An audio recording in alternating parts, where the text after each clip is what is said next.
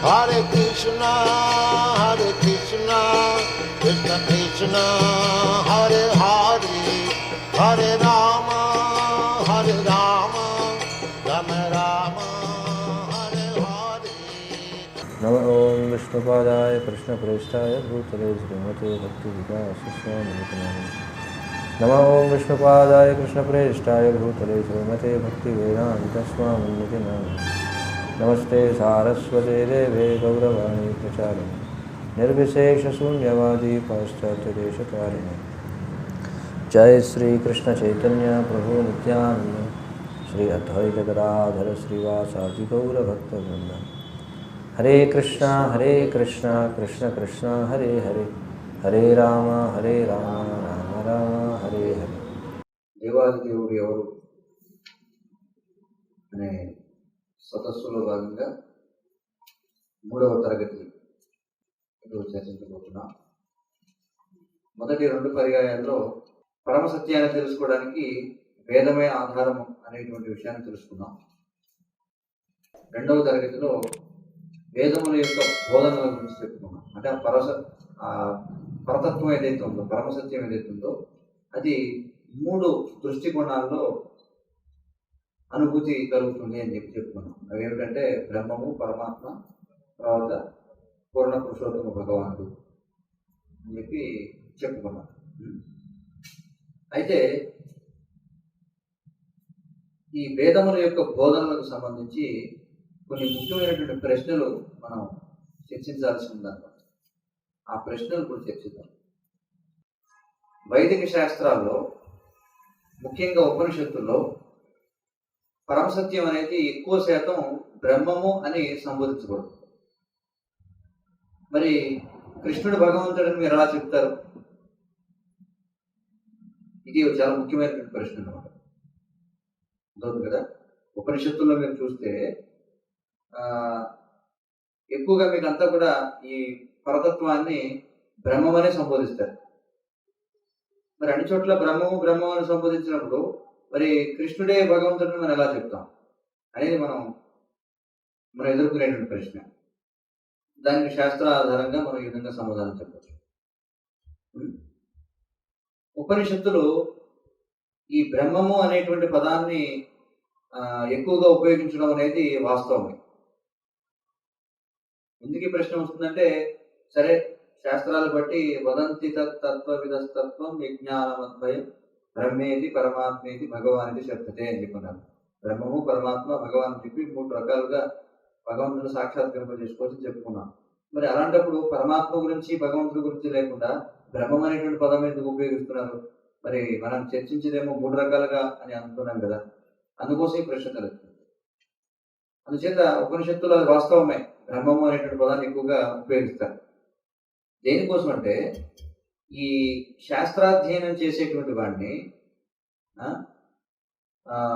ఈ భగవంతుని యొక్క దివ్యమైన స్వభావాన్ని అర్థం చేసుకునే స్థాయికి వాడిని తీసుకురావడం కోసం అన్నమాట. కాబట్టి భగవంతుని యొక్క నామము, భగవంతుని యొక్క రూపము, భగవంతుని యొక్క గుణాలు, లీలలు అవి భౌతికమైనటువంటివి కావు అనే అవగాహనకు తీసుకురావడం కోసం ఈ అధ్యయనం చేసేవాడిని ఈ భగవంతుని యొక్క దివ్య స్వభావాన్ని అర్థం చేసుకునే స్థాయికి తీసుకురావడం కోసం బ్రహ్మము అని చెప్పంటారు. మరి ఈ బ్రహ్మము అనేటువంటి పదం ఏదైతే ఉందో ఇది భగవంతుని యొక్క శక్తులను కూడా సూచిస్తుంది. భగవంతుని యొక్క శక్తులు అంటే ఈ ప్రకృతి, జీవుడు. ప్రకృతి ఏమంటారు? దాన్ని భగవంతుని యొక్క బాహ్య శక్తి అని చెప్పంటాం. ఈ జీవులు తటస్థ శక్తి అని చెప్పంటాం. అదవుతుంది కదా. కాబట్టి శాస్త్రాలు ఏం చెప్తున్నాయంటే ఈ బ్రహ్మం అనేటువంటి పదాన్ని ప్రకృతికి ఉపయోగించవచ్చు, జీవుల గురించి చెప్పినప్పుడు కూడా బ్రహ్మము అనేది సంబోధించవచ్చు. అదవుతుంది కదా. పరతత్వాన్ని ఈ పరమసత్యాన్ని బ్రహ్మం అని పిలవచ్చు, భౌతిక ప్రకృతిని బ్రహ్మం అని పిలవచ్చు, జీవులైనటువంటి మనల్ని కూడా బ్రహ్మం అని పిలవచ్చు. దీని గురించి మనకి శ్వేతాశ్వ ఉపనిషత్తులో ఈ విధంగా చెప్పారు. ఏం చెప్తుందంటే, ఏతజ్ఞేయం నిత్యం ఏవాత్మ సంస్థం నాతః పరం వేదితవ్యం హి కించిత్ భోక్తా భోగ్యం ప్రేరితారం చ మత్వా సర్వం ప్రోక్తం త్రివిధం బ్రహ్మం ఏతత్. మన ప్రశ్న ఏమిటంటే బ్రహ్మము అనేది ఎక్కువగా ఉపయోగించబడింది, మరి దాన్ని ఆ బ్రహ్మము అనేది కృష్ణుడని మీరు ఎలా చెప్తున్నారు అనేది కదా ప్రశ్న. దాన్ని దశల వారీగా మనం విశ్లేషిద్దాం. మొదట శాస్త్రాలు ఏం చెప్తున్నాయంటే భౌతిక భావనలో నిండిపోయినటువంటి వాళ్ళు ఎవరైతే ఉంటారో వాళ్ళు భగవంతుడు కూడా భౌతికమైన వాడు కాదు, ఆయన పరమైనటువంటి వాడు అనే అవగాహన తీసుకురావడం కోసం బ్రహ్మం అనే పదాన్ని ఉపయోగించారు. ఏ విధంగా అనేది మనం చర్చిద్దాం. శాస్త్రాలు ఏం చెప్తున్నాయి, శ్వేతాశ్వర ఉపనిషత్తు ఏం చెప్తుందంటే బ్రహ్మం అనేటువంటి పదాన్ని పరతత్వము అంటే భగవంతుడికి మాత్రమే కాకుండా ప్రకృతికి జీవుడు కూడా బ్రహ్మం అనేటువంటి పదాన్ని ఉపయోగించవచ్చు. ఈ శ్లోకంలో చూడండి ఏం చెప్తుందో శ్వేతాశ్వర ఉపనిషత్తు. ప్రతి ఒక్కరి హృదయంలో ఉండే పరమాత్మ అంత్య భగవానుడని తెలుసుకున్నాం. పరమాత్మ ఎవరు? మన హృదయాల్లో ఉండే పరమాత్ముడు భగవంతుడే, భగవంతుని యొక్క విస్తరణే కదా. ఏ ఒక్కరూ అతని కంటే ఉన్నతులు కాదు అని తెలుసుకున్నాం. భౌతిక ప్రకృతిని ఆనందించు వ్యక్తిగత ఆత్మ అంటే ఎవరు? భౌతిక ప్రకృతిని ఆనందించే ఆత్మ అంటే ఎవరు? మనం, జీవులైనటువంటి మనం. అతని ఆనందమునకు క్రియాశీలమైన భౌతిక ప్రకృతి. భౌతిక ప్రకృతిని భోగించేటువంటి ఆత్మ, ఆత్మ చేత భోగించబడేటువంటి ప్రకృతి, ఈ రెండింటికి నాదుడైనటువంటి భగవంతుడు త్రివిధ బ్రహ్మముగా వివరించబడిన అవుతుంది. ఈ ముగ్గురిని కూడా బ్రహ్మము అని పిలవవచ్చు అని శాస్త్రాలు చెప్తున్నాయి శ్వేతాశ్వర ఉపనిషత్తులు. మీకు గుర్తున్నట్టయితే మనకి భగవద్గీతలో ఈ ప్రస్తావన వస్తుంది. ఏమిటి జ్ఞానము అంటే? ఏమిటి జ్ఞానము అంటే? జీవుడు, ప్రకృతి ఈ రెండింటినీ నియంత్రించేవాడు. దానికి సంబంధించినటువంటి జ్ఞానాన్నే, దానికి సంబంధించినటువంటి ఏదైతే విద్య ఉంటుందో దాన్నే జ్ఞానం అంటారని చెప్పండి. కదా, ప్రకృతి, పురుషుడు, జీవుడు. కాబట్టి ఈ ముగ్గురిని కూడా బ్రహ్మము అని వివరించవచ్చు అని శాస్త్రాలు చెప్తారు. అర్థం కదా.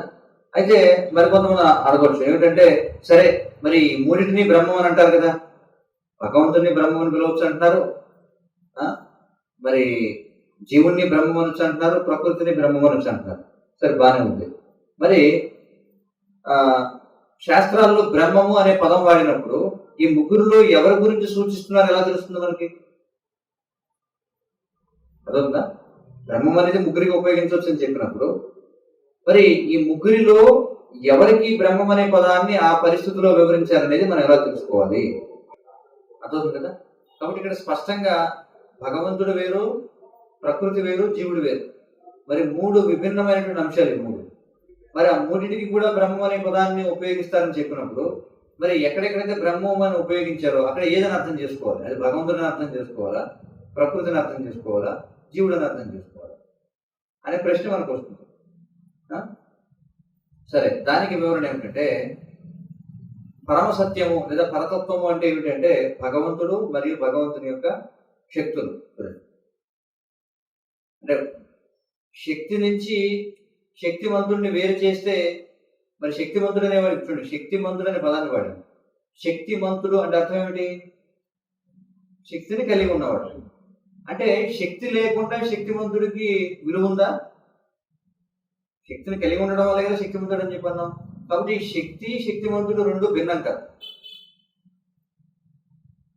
స్వభావరీత్యా రెండు కూడా భిన్నం కాదు. అందుచేత ఇక్కడ భగవంతుడు అని అన్నాం అనుకోండి, అంటే పరతత్వము లేదా పరమసత్యం అని అన్నాం అనుకోండి, అప్పుడు ఏమొస్తుందంటే భగవంతుడు వస్తాడు, ఆయన యొక్క శక్తులు వస్తాయి. ఎందుకంటే ఆ శక్తులు ఆయన నుంచి భిన్నం కాదు, ఎందుకంటే ఆయనే కదా ఆ శక్తులకు మూలం. అందుచేత శాస్త్రాలు ఏమని నిర్ధారిస్తున్నాయంటే శక్తి శక్తిమతోర్ అభేద అని చెప్పుకుంటున్నాం. న్యాయశాస్త్రం ఏం చెప్తుందంటే శక్తి శక్తిమతోర్ అభేద, శక్తివంతుడి నుండి అతని శక్తులు అభేద్యము. అభేద్యం అంటే ఏమిటి? విడదీయలేనివి అని చెప్పంటారు. విడదీస్తే ఇంకా ప్రయోజనం ఏమో విలువ లేదు కదా ఇంకా. కాబట్టి భగవంతుడి నుంచి ఆయన శక్తులను వేరు చేయలేము అని న్యాయశాస్త్రం చెప్తుంది. మరి శక్తి శక్తివంతుడు వేరు కానప్పటికీ కానీ వేర్పాటు అనేది ఇప్పుడు కూడా ఉంది, అవునా కదా. శక్తి శక్తివంతుడు వేరు కాదంటున్నాం, కానీ వాళ్ళ మధ్య భేదం కూడా ఉంది. భేదం లేకపోతే రెండు పదాలు ఎందుకు ఉపయోగిస్తారు? భేదం ఉంది కాబట్టి కదా రెండు పదాలు ఉపయోగించారు. భేదం ఉంది, భేదం లేదు. చూడండి, ఇదే శ్రీ చైతన్య మహాప్రభు చెప్పినటువంటి సిద్ధాంతం అన్నమాట. ఏమంటారు దాన్ని? అచింత్య భేదాభేదత్వము అని చెప్పంటారు. అచింత్యం అంటే ఏమిటి? మన ఆలోచనకు అందనటువంటి ఏకత్వము భిన్నత్వము రెండు ఉన్నాయి. ఎవరెవరికి? శక్తికి శక్తివంతుడికి. అదవుతుంది కదా. కాబట్టి శక్తిమాన్ అంటే శక్తిని కలిగి ఉన్నవాడు. ఇక శక్తి అంటే ఏమిటి? శక్తి అని అర్థం. శక్తి అంటే శక్తి. కాబట్టి భగవంతుడు అసంఖ్యాకమైనటువంటి శక్తులను కలిగి ఉంటాడు. భగవంతుడు అసంఖ్యాకమైనటువంటి శక్తులను కలిగి ఉంటాడు. పరాస్య శక్తి వివిధైవ శ్రూయతే అని చెప్పంటారు. అంటే ఈ శక్తులన్నీ కూడా ఏంటంటే భగవంతునికి ఇచ్ఛానుసారం నడుచుకుంటూ ఉంటాయి. ఇప్పుడు అర్థమైందా ఎందుకని ప్రకృతికి జీవుడికి కూడా ఎందుకని బ్రహ్మం అని పిలిచారు? ఎందుకని పిలిచారు? ఎందుకంటే స్వభావరీత్యా అవన్నీ ఒకటే, కానీ భేదం ఉంటుందండి. అంటే భగవంతుడి నుంచి వచ్చేటువంటిది ఏదైతే ఉందో అది కూడా భగవంతుడి వంటి లక్షణాన్ని కలిగి ఉంటుంది కదా. కాబట్టి భౌతిక ప్రకృతి జీవులు ఇద్దరు కూడా భగవంతుడి నుంచి వచ్చారు. అందుచేత అభావంతో వీళ్ళను కూడా బ్రహ్మము అని పిలిచి అంటారు అని శాస్త్రం. అదొక కదా ఎందుకు బ్రహ్మం అనేటువంటి పదాన్ని వాడారు. ఇప్పుడు దానికి ఇంకో ఉదాహరణ తీసుకోవచ్చు మనం. ఎలాగంటే అగ్ని ఉందనుకోండి, అగ్ని నుండి మనకి వేడి వెలుగు రెండు వస్తాయి. వేడి వెలుగు రెండు వస్తాయి. మరి అగ్ని నుండి వేడిని వెలుగును వేరు చేయగలవా మనం? కానీ చెప్పడం మాత్రం మూడు చెప్పుకుంటున్నాం కదా. అగ్ని అంటున్నాం, వేడి అంటున్నాం, వెలుగు అంటున్నాం. వ్యవహారికంగా మూడు చెప్తున్నాం. కానీ విడతీయాల్సి వస్తే విడతీయగలమా మూడింటిని? అగ్ని నుండి వేడిని వెలుగుని విడతీయగలమా? లేదు. అదేవిధంగా శక్తి మరియు శక్తిమంతుడు ఒకటే, అలాగే భిన్నం కూడా. వాటినే ఉపనిషత్తులు ఏమంటాయంటే బ్రహ్మము అని చెప్పంటాయి. ఎందుకంటే ఈ కారణం చేత. ఏ కారణం చేత అంటే విడదీయలేని కారణం చేత వాటిని కూడా ఏమంటున్నాయి? బ్రహ్మము అని చెప్పంటున్నాయి. కాబట్టి జీవుడు భౌతిక ప్రకృతి రెండు కూడా భగవంతుని యొక్క శక్తులు కావడం చేత అవి భగవంతుడి నుండి అభిన్నం. కానీ అదే సమయంలో అవి భగవంతుడు కావు. భగవంతుడికి భిన్నమైనవి కావు భౌతిక ప్రకృతి జీవులు. అలాగని మరి భౌతిక ప్రకృతిని జీవుల్ని భగవంతుడిని పిలవచ్చా మనం? పిలవదు. ఇక్కడ అర్థం చేసుకోవాలి. మరి ఈ విషయాన్ని మన గురు పరంపరలో అర్థం చేసుకోకపోతే, అంటే ఉపనిషత్తుల్లో ఉన్నటువంటి వాక్యాలు ఏవైతే ఉన్నాయో గురు పరంపర ద్వారా మనం అర్థం చేసుకోకపోతే ఏమవుతుందంటే మనం అయోమి అని గురువు. అందుకనే ఎక్కువ శాతం మంది ఉపనిషత్తులు చదువుతారు, కానీ వాళ్ళు ఏ నిర్ధారణకు వస్తారు? నిరాకార బ్రహ్మం అనేటువంటి అవగాహనకు వస్తారు. కానీ దాన్ని స్పష్టంగా అర్థం చేసుకోవాలంటే గురు శిష్య పరంపరాగతంగా దాన్ని స్వీకరించాలి. అప్పుడు మాత్రమే బ్రహ్మం అని ఉపయోగించారు. సరే, ఎక్కడ బ్రహ్మం అన్నప్పుడు జీవుడికి ఆపాదించాలి, ఎక్కడ దాన్ని భౌతిక ప్రకృతికి ఆపాదించాలి, ఎక్కడ దాన్ని భగవంతుడికి ఆపాదించాలని ఎలా అర్థం అవుతుందంటే గురు శిష్య పరంపరలో మనం అధ్యయనం చేస్తేనే అర్థమవుతుంది. ఉదాహరణకు అహం బ్రహ్మాస్మి అనేటువంటిది చాలా మనకి ప్రముఖమైనటువంటి వాక్యం. మహావాక్యాలు అని చెప్పంటారు. శంకరాచార్యులు వారు మహావాక్యాలు అని చెప్పంటారు. అందులో ఇది ఒకటి, అహం బ్రహ్మాస్మి అని చెప్పి. దాన్ని సాధారణంగా అందరూ ఏమని తప్పుగా అర్థం చేసుకుంటారంటే నేనే భగవంతుడని అర్థం చేసుకుంటారు. అహం బ్రహ్మాస్మి అంటే నేను చెప్పాను కదా, బ్రహ్మము అంటే పరమసత్యం. కాబట్టి అహం అంటే నేను పరమసత్యాన్ని. మనం పరమసత్యమా చెప్పండి. మరి ఒకవేళ ఎవరైనా నేను భగవంతుడిని అన్నారనుకోండి, సహజంగానే ఇంకొక ప్రశ్న వెంటనే వస్తుంది అనమాట. సరే, ఒకవేళ నేను భగవంతుడిని అయితే, నేనే పరమసత్యాన్ని అయితే, ప్రతిదానికి నేనే మూలం అయితే, ప్రతిదాన్ని నేను నియంత్రిస్తున్నట్లయితే, మరి నేను ఏదో అత్యద్భుతమైనటువంటి పని ఏదో చేసి నా యొక్క శక్తిని ఎందుకు ప్రదర్శించలేకపోతున్నాను? లేకపోతే జన్మ మృత్యు జరావ్యాధులు అనేటువంటి శక్తులను నేను ఎందుకు నిరోధించలేకపోతున్నాను అనేటువంటి ప్రశ్న వస్తుంది. అర్థం కదా. కేవలం నేను భగవంతుడను లేకపోతే అందరూ భగవంతుడను చెప్పడం అనేది సులభమే, కానీ ఆ విధంగా వ్యవహరించడం అనేది భగవంతుడికి తప్ప జీవులకు అసాధ్యం. కదా. ఎందుకంటే ఎప్పుడైతే నేను భగవంతుడిని, నేను పరమసత్యాన్ని ఒక వ్యక్తి అంటాడో అప్పుడు దాని అర్థం ఏమిటంటే ఆ పరమసత్యమే అన్నిటికీ మూలం, పరమసత్యమే అన్నింటినీ కూడా నియంత్రిస్తుంది. అర్థం కదా. మరి ఆ రెండు నేను చూపించగలిగాను. మరి వీళ్ళు మాయావతులు ఏమంటారంటే అహం బ్రహ్మాస్మి అంటారు, నేనే పరతత్వాన్ని అంటారు. నువ్వు పరతత్వాన్ని అయితే నువ్వు అన్నిటికీ మూలమా? నువ్వు అన్నింటినీ నియంత్రించగలవా? నువ్వు నియంత్రించగలిగితే మరి నీ జన్మ మృత్యు జరావేదన ఎందుకు నియంత్రించలేకపోతున్నావు? నువ్వు ఎందుకు ముసలివాళ్ళు అవుతున్నావు? కాబట్టి ఇది మూర్ఖత్వం ఆ విధంగా చెప్పడం. అర్థం కదా. కాబట్టి చెప్పడం సులభమే, కానీ ఆ విధంగా వ్యవహరించడం అనేది భగవంతుడికి మాత్రమే సాధ్యం అవుతుంది అని మన వల్ల కాదు. లేదా భగవంతుడి చేత శక్తినివ్వబడినటువంటి జీవులు చేయొచ్చు ఆ విధంగా, అంతేగాని సాధారణ జీవులు అనేటువంటి మనం చేయలేము, ఎందుకంటే మనం భగవంతుడు కాదు. మరి అలాంటి తత్వం ఏదైతే ఉందో, అంటే అహం బ్రహ్మాస్మి అంటే నేనే భగవంతుడు అనేటువంటి తత్వం ఏదైతే ఉందో దానికి సత్యంతో ఎలాంటి సంబంధం లేదన్నమాట. సత్యంతో ఎలాంటి సంబంధం లేదు, ప్రాక్టికల్ కాదు. సత్యంతో ఎలాంటి సంబంధం లేదు. ఇది ఎలాంటిదంటే చిన్నపిల్లవాడి ఊహాగానం లాంటిది అనమాట. అజ్ఞానుల యొక్క ఊహాగానం లాంటిది. పిల్లలు ఆటలాడుకుంటుంటారు ఒకసారి, ఓ నేనే భీముడిని, నేనే హనుమంతుడిని అంటే దూకుతూ ఉంటారు ఆటలాడుతున్నట్టు. అలా ఉంటుంది ఇది కూడా. అహం బ్రహ్మాస్మి అంటే నేనే భగవంతుడిని అంటే. ఇది ఎలాంటిదంటే చూడండి, ఆ కప్పలు పెకపెకలు ఆడుతున్నాయి అనుకోండి, ఆ శబ్దానికి ఎవరు ఆకర్షితులు అవుతారు? పాము ఆకర్షితం అవుతుంది. వచ్చి ఏం చేస్తున్నా కప్పలు మింగేస్తున్నారు. కాబట్టి అలాగే ఎవరైతే నేనే భగవంతుడిని అని ప్రకటించుకునే ఈ తత్వవేత్తలు ఎవరైతే ఉంటారో వాళ్ళని కూడా ఏం చేస్తుంది? కాలసర్పం వచ్చి మింగేస్తుంది. కాలసర్పం అంటే ఏమిటి? కాలం. కాలం ఏం చేస్తుంది? వచ్చి కొన్నాడు కూడా జీవితాంతం అలాగే అరుస్తుంటాడు, నేనే బ్రహ్మ, నేనే బ్రహ్మ, అహం బ్రహ్మాస్మి, అహం బ్రహ్మాస్మి, నేనే దేవుడిని, నేనే దేవుడిని అంటాడు. ఏం దేవుడి? చివరికి కాలసర్పం వచ్చి మింగేస్తుంటే ఏం చేస్తాడు? మింగేస్తుంది అంతే, ఇంక అనే దేవుడు లేదు తర్వాత. కాబట్టి దీని ద్వారా మనకు అర్థమవుతుంది ఏమిటంటే మనం అందరం కూడా బద్ధ జీవులో మన భౌతిక ప్రకృతి యొక్క నియమాల చేత మనం బంధింపబడి ఉన్నాం అని అర్థమవుతుంది. ఎలా అర్థమవుతుంది? మనం జన్మమృత్యు జరావ్యాధులకి లోబడి ఉన్నాం, కానీ మనం వాటిని నియంత్రించలేము. ఇది అర్థం చేసుకోవాలి. అందుచేత అహం బ్రహ్మాస్మి అంటే నేను నిత్యమైనటువంటి జీవాత్మను అనే అర్థం అవుతుంది తప్ప నేనే నిత్యమైనటువంటి పరమసత్యాన్ని అని అర్థం రాదు. నేను కూడా బ్రహ్మమునే. మరి ఈ బ్రహ్మము మూడు ఉన్నాయి బ్రహ్మములు ఉంటాయి. నువ్వే బ్రహ్మము, నువ్వు జీవిని. అర్థవుతుంది కదా. అంటే నేనే కానీ పరమసత్యం కాదు. కాబట్టి నేనే అన్నిటికీ మూలం, ఎన్నటికీ కూడా కాదు. కాబట్టి ఇక్కడ ఈ అహం బ్రహ్మాస్మి అనేటువంటి సందర్భంలో ఈ బ్రహ్మం అనేటువంటి పదం జీవుని సూచిస్తుంది, అంతేగాని భగవంతుని కాదు. జీవుని బ్రహ్మము అని అంటాం, ఎందుకంటే అతడు భగవంతుని యొక్క నిత్యమైన శక్తి కాబట్టి. మరి శక్తికి శక్తివంతుడికి భేదం లేదన్నాం కదా. కాబట్టి ఆ విధంగా జీవుని కూడా ఇక్కడ బ్రహ్మం అని చెప్పి అంటున్నాం. ఎందుకంటే మనం భగవంతునికి నిత్యమైనటువంటి శక్తి, అంటే భగవంతుని యొక్క అంశ.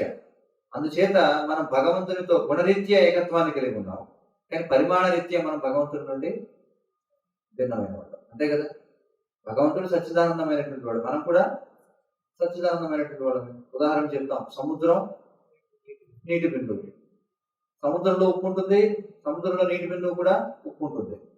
కాబట్టి గుణరీత్యా మనం సముద్రం ఒక్కటే, అంటే నీటి బిందువు సముద్రం ఒక్కటే, కానీ పరిమాణ రీత్యా సముద్రం సముద్రమే, జీవుడు జీవుడు, ఎప్పుడు కూడా సమానం అయ్యే అవకాశమే లేదు. శ్రీకృష్ణుడు పరబ్రహ్మము అనేటువంటి ప్రకటన ఏదైతే ఉందో అది దేన్ని సూచిస్తుందంటే కృష్ణుడు శక్తిమాన్. మనం చెప్పుకున్నాం కదా ఇక్కడ, శక్తి శక్తివంతుడు, శక్తి శక్తిమాన్ అంటే శక్తిని కలిగి ఉన్నవాడు. కాబట్టి కృష్ణుడు పరబ్రహ్మ, ఎందుకంటే ఆయన శక్తిమాన్, పరతత్వం ఆయన, ఆయనే అన్నిటికీ కూడా మూలం. ఇదే విషయం మనకి భగవద్గీతలో చెప్పబడింది.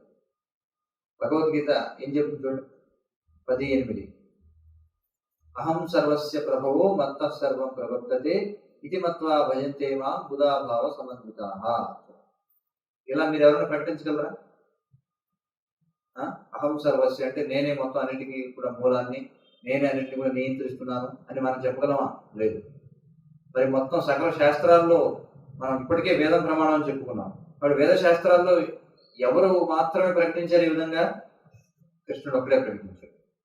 భగవద్గీతలో చెప్పబడింది, సర్వ భౌతిక మరియు ఆధ్యాత్మిక లోకములకు నేనే మూలమును, సమస్తము నా నుండియే ఉద్భవించు. పరిపూర్ణంగా ఈ విషయం ఎరిగిన వివేకవంతులు నా భక్తిత సేవలో నిమగ్నమవును మరియు వారి హృదయపూర్వకముగా నన్ను భజింతురు. భగవద్గీతలో మనకి చాలా స్పష్టంగా తెలుస్తుంది.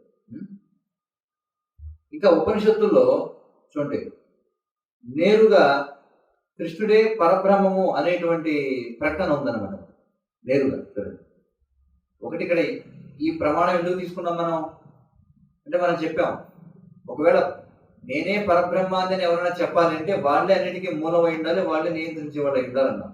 దానికి మనకి ప్రమాణం భగవద్గీతలో కనిపిస్తుంది. మరి కృష్ణుడే పరబ్రహ్మము అని నేరుగా చెప్పినటువంటి వాక్యాలు ఏమైనా ఉన్నాయా అంటే ఉన్నాయి. ఇదిగో నారాయణ ఉపనిషత్తులో చెప్పబడి ఏం చెప్తుంది నారాయణ ఉపనిషత్తు? బ్రహ్మణ్యో దేవకీ పుత్ర, దేవకీ పుత్రుడే అంటే శ్రీకృష్ణుడే పరబ్రహ్మము అని చెప్తాడు. అవుతుంది కదా. కాబట్టి శాస్త్రాల్లో చెప్పినటువంటి బ్రహ్మము ఎవరు అంటే అది కృష్ణుడు అని అర్థం చేసుకోవాలి. ఇంకా మనకి తర్వాత చూడండి, పద్మపురాణంలో పాతాళ ఖండంలో 73:12-13 ఆ శ్లోకాలు ఎలా చెప్పబడింది ఏమిటది? స్వాం అహం ద్రష్టుమిచ్చామి చక్షుజ్ఞా మధుసూదన యత్తత్ సత్యం పరం బ్రహ్మ జగద్యోనిం జగత్పతిం వదంతి వేద శిరసాక్షుషం నాథమే అస్తు దత్. ఏమిటి? ఓ మధుసూదనుడు ఎవరు? కృష్ణుడు. ఉపనిషత్తులు నిన్ను పరబ్రహ్మముగాను పరతత్వముగాను మరియు విశ్వముల యొక్క సృష్టికర్త మరియు అధిపతిగాను వర్ణించుతున్నవి. ఓ ప్రభు, నిన్ను నా సొంత కళ్ళతో దర్శించాలన్నది నా కోరిక, దయచేసి నాకు నీ దర్శనం ఇవ్వము అని ప్రార్థన చేస్తున్నారు. ఎవరు చేస్తున్నారు ఈ ప్రార్థన అంటే వ్యాసదేవులు వారు చేస్తున్నారు. వ్యాసదేవులు వారి విధంగా భగవంతుడు ప్రార్థిస్తున్నారు. కాబట్టి చాలా ముఖ్యమైనటువంటి ప్రమాణం ఇది. ఎందుకంటే ఇందులో చూడండి, నేరుగా ఏం చెప్పారు? ఉపనిషత్తులు నిన్ను పరబ్రహ్మముగాను, ఎవరిని? మధుసూదన అన్నారు. మధుసూదన అంటే శాస్త్రాలు ఎవరికి పేరు? అది కృష్ణుడికే పేరు. కాబట్టి కృష్ణుడు మధుసూదనుడు, కాబట్టి ఆయనే పరబ్రహ్మం అని ఉపనిషత్తులు చెబుతున్నాయి, స్పష్టంగా ఉంది. ఆయనే పరతత్వము. ఇక తర్వాత ఇంకేమన్నా చూడండి, విశ్వముల యొక్క సృష్టికర్త మరియు అధిపతి. మరి పరతత్వం అంటే మనం ఏం చెప్పాం? అన్నిటికైతే మూలమై ఉండాలి, అన్నింటిని నియంత్రించగలగాలని చెప్పాం. కాబట్టి ఇందులో స్పష్టంగా చెప్పారు, విశ్వముల యొక్క సృష్టికర్త మరియు అధిపతి. అధిపతి అంటే ఏమి? నియంత్రించేవాడు అధిపతి అంటారు. కాబట్టి నిన్ను నా సొంత కళలో దర్శించాలనుకునేది నా కోరిక, దయచేసి నాకు నీ దర్శనం ఇవ్వు అని చెప్పి పద్మపురాణంలో వ్యాసదేవులు వారు ప్రార్థిస్తున్నారు కదా. ఇంకా మనం చూస్తే భగవద్గీతలో అర్జునుడు కూడా ఎప్పుడైతే భగవంతుని యొక్క విశ్వరూపం చూస్తాడో అప్పుడు ఏమని ప్రార్థిస్తాడు ఆయన? పరం బ్రహ్మ. చూడండి ఎంత ముఖ్యమైన ప్రమాణం అది. 10:12 అని చెప్తాడు కదా, పరం బ్రహ్మ పరం ధామ పవిత్రం పరమం భవాన్ చెప్పుకుంటాడు. కాబట్టి అర్జునుడు నేరుగా చెప్తున్నాడు కృష్ణుడు పరబ్రహ్మ. ఇంకా శ్రీమద్ భాగవతంలో మనం చూస్తే శ్రీమద్ భాగవతం 7వ స్కందం 10వ అధ్యాయం 48వ శ్లోకంలో ఏమని చెప్పబడింది? యూయం నృలోకే బత భూరి భాగ లోకం పునాన మునయో అభియంతి ఏషాం గృహాన్ అవసతీతి సాక్షాత్ గూఢం పరం బ్రహ్మ మనుష్యలింగం.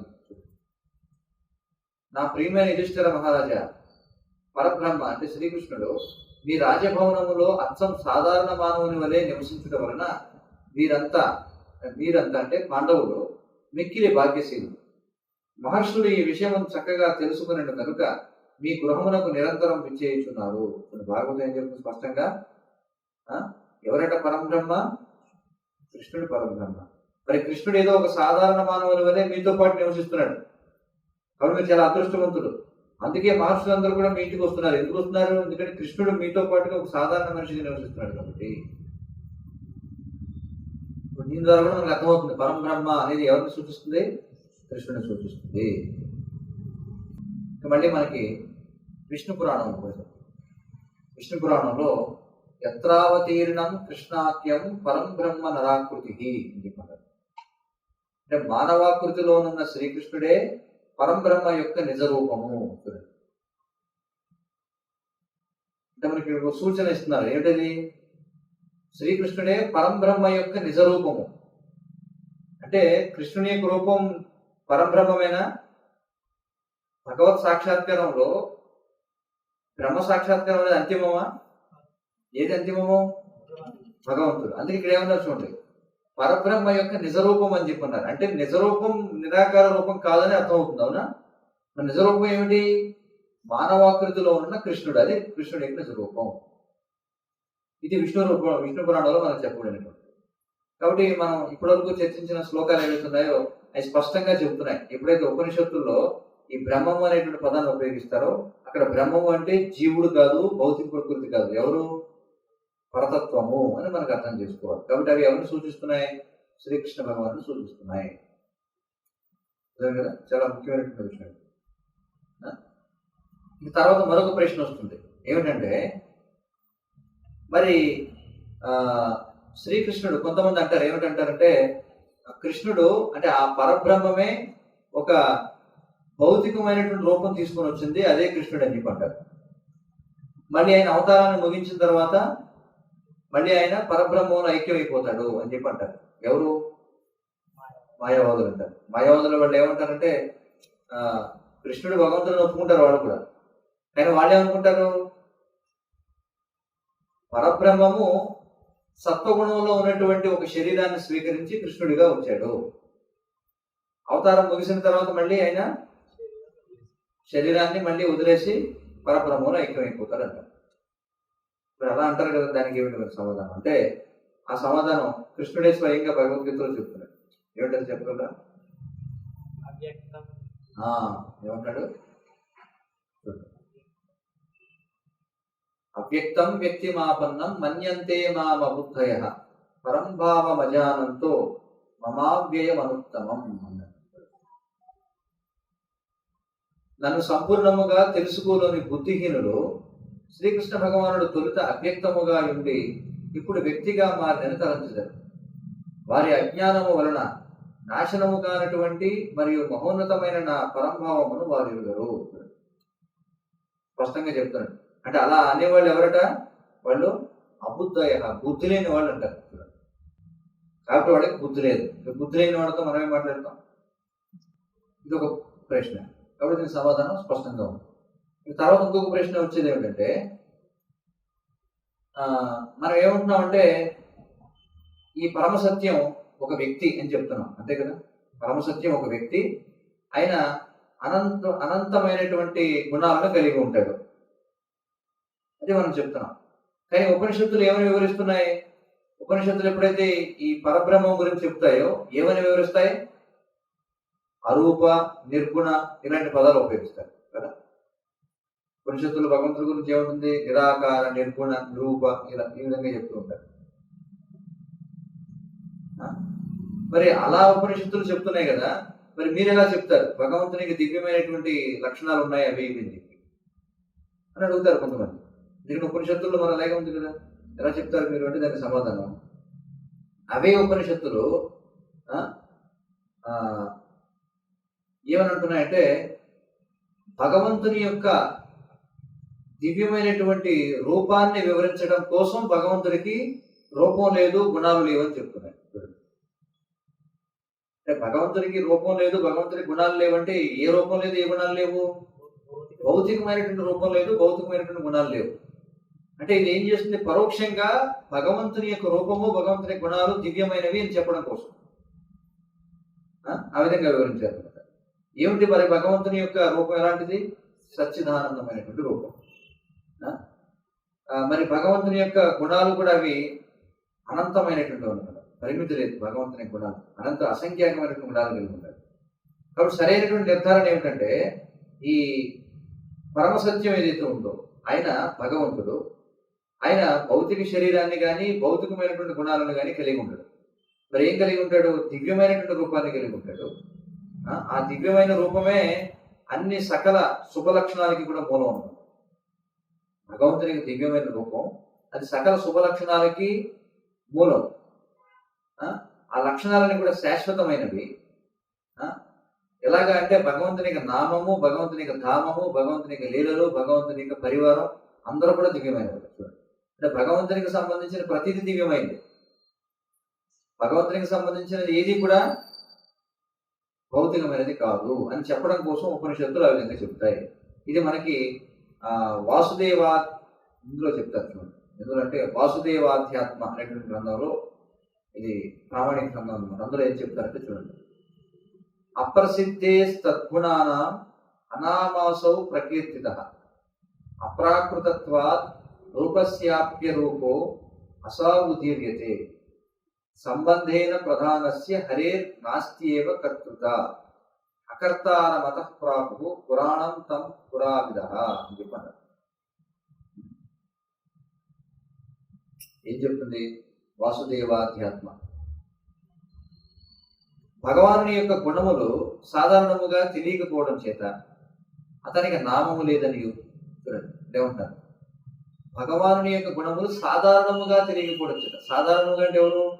సాధారణమైనటువంటి జనులు ఎవరైతే, అంటే భౌతిక చేతనంలో మునిగిపోయిన వాళ్ళు ఎవరైతే ఉన్నారో వాళ్ళకు భగవంతుని యొక్క గుణాల గురించి తెలుస్తాయా చెప్పండి? లేదు కదా. మరి నామము లేదని గుణాలకి నామానికి ఏమిటి సంబంధం? ఒక వ్యక్తికి నామం దేని ద్వారా పెట్టాలి? అతని గుణాన్ని బట్టి, అంతే కదా. గుణాన్ని బట్టి నామం. మరి ఎవరికైతే భగవంతుని యొక్క గుణాలు తెలియదో వాళ్ళకి భగవంతుని పేరు కూడా తెలిసే అవకాశం ఉంది. అందుచేత భగవానుడి యొక్క గుణములు సాధారణంగా తెలియకపోవడం చేత అతనికి నామం లేదనియు, అతని రూపము భౌతికము కానందువలన అతడు అరూపుడిగాను, ప్రకృతికి సంబంధించిన ఏ కార్యమును చేయకపోవడం చేత అతను అకర్త అని అభివర్ణించును అని చెప్తున్నారు. అంటే భగవంతుడు ఏమీ చేయడని చెప్తాయి ఉపనిషత్తులు. ఎందుకు చెప్తున్నాయంటే ఆయన భౌతికమైన ఏమీ చేయడు, భౌతిక ప్రకృతికి సంబంధించిన పనులు ఆయన చేయడు. భగవంతుడికి రూపం లేదు, అవును, భౌతికమైన రూపం లేదు. భగవంతునికి నామం లేదు, అవును, భౌతికమైనటువంటి గుణాలు లేవు కాబట్టి భౌతికమైనటువంటి నామధేయాలు కూడా లేవు.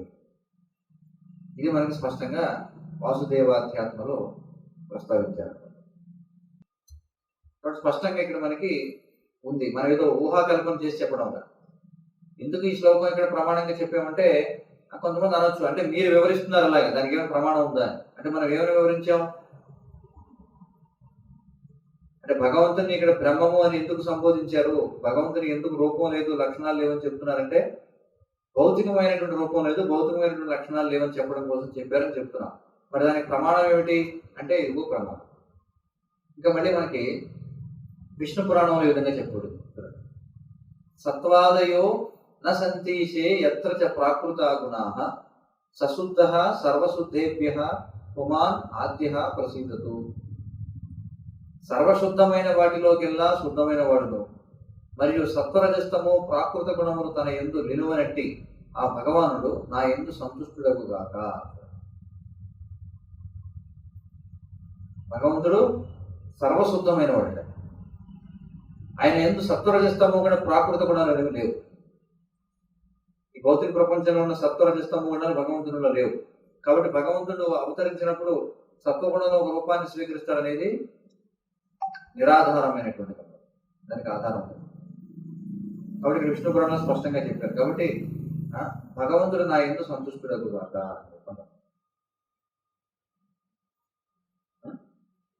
కాబట్టి ఒకవేళ మనం భగవంతుడిలో కూడా భౌతికమైనటువంటి ఏమైనా గుణాలు ఉన్నాయనుకుంటే అది పొరపాటు. అందుచేత భగవంతుడు చేసే ప్రతి లీల కూడా దివ్యమైంది అనమాట. సాధారణంగా కృష్ణుడు 16,000 వివాహం చేసుకున్నాడు, అది భౌతికమైనటువంటి వ్యక్తిగా పరిగణిస్తారు. కానీ అది దివ్యమైనటువంటిది అర్థం చేసుకోవాలి. తర్వాత పద్మపురాణం ఈ విధంగా చెప్తుంది, అనామరూప ఏవాయం భగవాన్ హరిరీశ్వర అకర్తేతి చయో వేదై స్మృతిపిశ్చాభిధీయతే. అనామ, అరూప మరియు అకర్తగా వేదములు మరియు స్మృతులు అభివర్ణించున్నది శ్రీహరి భగవానుడనే. చూడండి పద్మపురాణం స్పష్టంగా చెప్తుంది. కాబట్టి ఉపనిషత్తుల్లో పరబ్రహ్మము ఎవరు? కృష్ణుడు. ఉపనిషత్తుల్లో ఎవరైతే నామం లేనివాడు, రూపం లేనివాడు, ఏ పని చేయనివాడు అని వేదాలు చెప్తున్నాయో అది ఎవరిని? శ్రీహరినే. అంటే ఎలాంటి నామాలు లేవానికి? భౌతికమైనటువంటి లేవు. దానికి పూర్వ శ్లోకంలో చెప్పారు, భగవంతుడు సత్వరజస్తమ గుణాలు లేనివాడు, అంటే ఆయనలో భౌతికత్వం అనేది ఏమి లేదు. కానీ ఆయన పనిచేస్తున్నాడంటే మరి ఏమిటది? దివ్యమైనటువంటి నామం కలిగిన వాడు, దివ్యమైన గుణాలు ఉన్నాయి కాబట్టి దివ్యమైనటువంటి నామం అయింది, దివ్యమైనటువంటి రూపం అయినది, దివ్యమైనటువంటి లీలలు అని. చూడండి భగవంతుడు ఏమీ చేయడంటాం, ఏమి చేయడంటే భౌతికమైన పనులు ఏమి చేయడు, కానీ ఆయన చేస్తున్నాడు. ఏం చేస్తున్నాడు? దివ్యమైనటువంటి కార్యాలు చేస్తున్నాడు. కాబట్టి ఎవరి గురించి వివరిస్తున్నాయంటే శ్రీహరినే.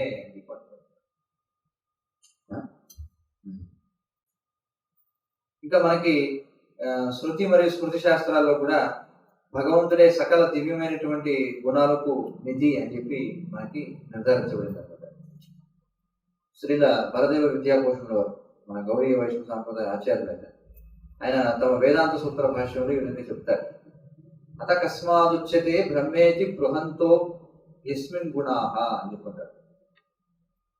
ఎవరి నుండి ఈ విశ్వం ఉద్భవించినది అంటే సర్వోత్కృష్టమైన దివ్య గుణములు కలిగిన బ్రహ్మము నుండి. సర్వోత్కృష్టమైన దివ్య గుణములు కలిగిన బ్రహ్మము నుండి, అంతేగాని అసలు ఎలాంటి గుణములు లేనటువంటి బ్రహ్మ నుండి కాదు. సమస్త కళ్యాణ గుణాత్మకోశవు అని చెప్పుకున్నారు. భగవంతుడు సమస్త కళ్యాణమును కలిగించు గుణములను కలిగి ఉండును. ఉన్నాయి భగవంతుల గుణాలు ఉన్నాయి, దివ్యమైన భౌతికమైన. ఇది మనకి బలదేవ విద్యాభూషణుల వారు తమ వేదాంత సూత్ర భాషలో చెప్పినటువంటి విషయం. మళ్ళీ ఏవైతే మనకి పైకి పరస్పర వైరుధ్యములుగా కనిపిస్తున్నాయో అవన్నీ కూడా మనకి ఆచార్యులు దాన్ని స్పష్టం చేశారన్నమాట. కాబట్టి భగవంతుని యొక్క దివ్యమైనటువంటి రూపం గురించిన సరైన అవగాహన పద్మపురాణంలో ఉత్తరకాండలో ఈ విధంగా స్థాపించబడింది. నేను చెప్తున్నాను, యో అసౌ నిర్గుణ ఇత్యుక్త శాస్త్రేషు జగదీశ్వర ప్రాకృతైర్ హేయ సంయుక్తైర్ గుణైర్హీనత్వముచ్యతే. వేద సాహిత్యము ఆ జగదీశ్వరుడైన భగవంతుడని నిర్గుణుడిగా వ్యవహరించినప్పుడు హీనమైన ప్రాకృత గుణములనేవి అతనికి లేవని అర్థమని మనం అర్థం చేసుకోవాలను. సూటిగా చెప్పేసి పద్మపురాణం నిర్గుణుడిగా వివరించినప్పుడు అతడిలో హీనమైన ప్రాకృత గుణములు లేవు అని మనం అర్థం చేసుకోవాలి అని పద్మపురాణం స్పష్టంగా చెప్తుంది. మరి ఈ విషయాన్ని మనకి ఎవరు చెప్తున్నారు? ఆచార్యులు మనకు తెలియజేస్తున్నారు. మరి ఆచార్యులు అంటే ఎవరు? వైదిక జ్ఞానాన్ని పరంపరా విధానం ద్వారా పొందినటువంటి వాడు ఆచార్యులు అంటే, అంతేగాని మానసిక కల్పన చేసేవాడు కదా ఆచార్యులు. కాబట్టి ఈ ఆచార్యులకు ఈ వైదిక శాస్త్రాల యొక్క ప్రయోజనం ఏమిటో తెలుసు. వైదిక బోధనలు ఏవైతే ఉన్నాయో వాటిని వాళ్ళ జీవితంలో ఆచరిస్తారు. ఆచరించి సాక్షాత్కారం పొంది దాన్ని తమ యొక్క శిష్యులకు బోధిస్తారు ఆచార్యులు. వాళ్ళు సాధారణమైనటువంటి వాళ్ళు కాదు. కాబట్టి వాళ్ళు ఇచ్చినటువంటి మనకి ఏవైతే పరస్పరం వైరుధ్యంగా ఉన్నటువంటి విషయాలు ఏవైతే ఉన్నాయో ఆచార్యులు వాటిని స్పష్టం చేస్తున్నారు. కాబట్టి ఇది చాలా ముఖ్యమైనటువంటి అంశం. ఎందుకంటే మనం ఎక్కువగా ప్రచారంలో ఈ ప్రశ్నలు మనం ఎదుర్కొంటూ ఉంటాం. ముఖ్యంగా మాయావాదులు లేకపోతే నిరాకారవాదులు మళ్ళీ ప్రశ్నలు వేస్తుంటారు. వాళ్ళు స్పష్టంగా మనకి శాస్త్రాలు చెప్పబడి. హరే కృష్ణ. ఏమన్నా ప్రశ్నలు సూచనలు ఉన్నాయా? విష్ణు పురాణంలో భగవంతుడు త్రిగుణాలకు అతీతుడు అని చెప్పేసి, విష్ణు పురాణంలో భగవంతుడు త్రిగుణాలకు అతీతుడు అని చెప్పారు.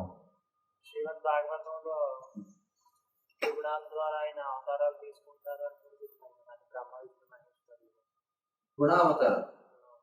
గుణావతారాలు అంటే ఆయన ఆ గుణాల్లో ఉండడం, ఆ గుణాలకి నియంత్రణ వహిస్తూ ఉంటాడు. ఉదాహరణకి సత్వరజస్తమ గుణాలు. సత్వగుణం విష్ణువు భౌతికమైన సత్వగుణాన్ని నియంత్రిస్తాడు, కానీ ఆయన భౌతికమైన సత్వగుణంలోకి రాడు. అర్థమవుతుంది కదా? ఇక రజోగుణం బ్రహ్మ. సాధారణంగా ఈ 84 లక్షల జీవరాశుల్లో ఈ బ్రహ్మాండంలో ఉన్నటువంటి ఎవరో ఒక పుణ్యాత్ముడైనటువంటి జీవికి బ్రహ్మ పదవిని ఇస్తాడు.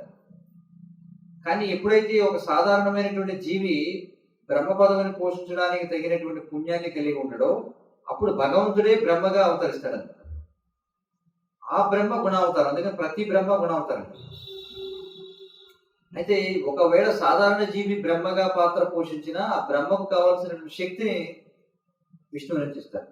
కానీ ఎప్పుడైతే ఈ బ్రహ్మ కూడా రజోగుణానికి లోనవుతుంటాడు, మనం చూసుకుంటాం కదా, ఆయన కూడా ఒక్కోసారి సొంత కుమార్తె వెంట కొడుతుంటాడు, ఇవన్నీ చేసుకుంటాడు. కాబట్టి ఇక్కడ మనం చెప్పే గుణావతారం ఎవరు అంటే భగవంతుడే బ్రహ్మగా అవతరించినప్పుడు ఆయన రజోగుణానికి గురికాడు, ఆయన రజోగుణాన్ని నియంత్రిస్తాడు. అలాగే శివుడు ఆయన ఎప్పుడు తమోగుణంలో ఉన్నాడు, ఆయన తమోగుణానికి ఆధిపత్యం వహిస్తుంటాడు కదా. కాబట్టి ఆయన ఆ గుణాన్ని స్వీకరించాడు, ఆ గుణాన్ని నియంత్రిస్తాడు. బలదేవ విద్యాభూషణుడు గారు బలదేవ విద్యాభూషణుడు గారు వేదాంత సూత్రాలకు భాష్యం రాశారు. ఆయన కంటే ముందున్న పూర్వాచార్యులు కూడా వేదాంత సూత్రాలకు భాష రాశారు కదా ప్రభు. ఒక్కొక్క పరంపర ఒకటి ఏమిటంటే వేదాంత సూత్రాలపై భాష్యం లేకపోతే దాన్ని ప్రామాణిక పరంపరగా అంగీకరించాలి. కాబట్టి గౌడీ వైష్ణవ సాంప్రదాయానికి బ్రహ్మసూత్రానికి భాష్యం ఇచ్చిన వారు ఎవరంటే బలదేవ విద్యాభూషణ్ గారు.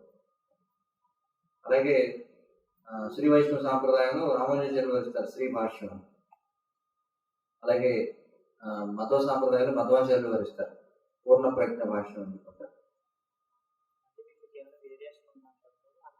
వివరణ అంతిమంగా వాడు చెప్పేది ఒకటే వివరణ. సరే, మన తర్వాత తరగతిలో భగవంతుడు చేసేటువంటి ముఖ్యమైనటువంటి కార్యాలు ఏమిటనే దాని గురించి తెలుసుకుందాం. అంటే భగవంతుడు ఏ విధంగా ఆయనే పరమ సృష్టికర్త, ఆయనే పరమ నియామకుడు, ఆయనే పరమ భోక్త. భగవంతుడి గురించిన ఈ 3 అంశాలు తర్వాత తరగతిలో మనం చెప్తాం. హరే కృష్ణ. శ్రీల ప్రభుపాదికి